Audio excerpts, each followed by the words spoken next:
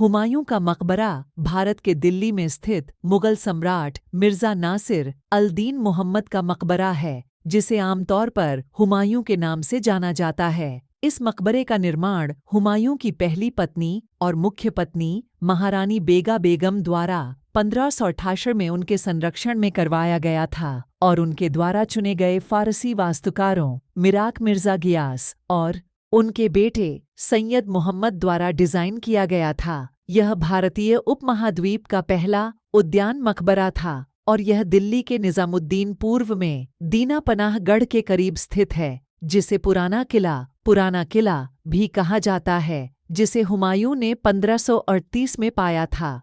यह पहला भी था। इस पैमाने पर लाल बलुआ पत्थर का उपयोग करने की संरचना। इस मकबरे को 1943 में यूनेस्को द्वारा विश्व धरोहर स्थल घोषित किया गया था और तब से इसमें व्यापक जीर्णोद्धार कार्य चल रहा है, जो पूरा हो चुका है।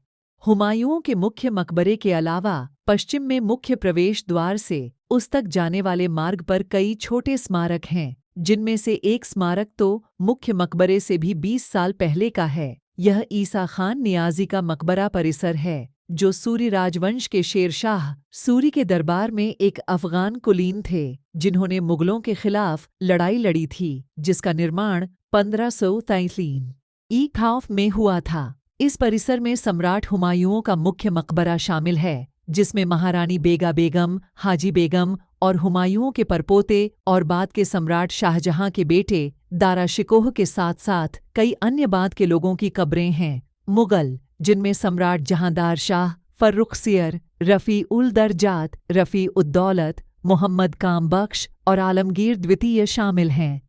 यह मुगल वास्तुकला में एक छलांग का प्रतिनिधित्व करता है और अपने निपुण चारबाग उद्यान के साथ, जो कि फारसी उद्यानों का विशिष्ट है लेकिन भारत में पहले कभी नहीं देखा गया, इसने बाद के मुगल वास्तुकला के लिए एक मिसाल कायम की। इसे काबुल, अफगानिस्तान में उनके पिता पहले मुगल सम्राट बाबर के काफी मामूली मकबरे, जिसे बाग-ए-बाबर, बाबर का बगीचा कहा जाता है, से स्पष्ट विचलन के रूप में देखा जाता है। हालांकि बाद वाला पहला सम्राट था जिसने स्वर्ग के बगीचे में दफनाए जाने की परंपरा शुरू की थी।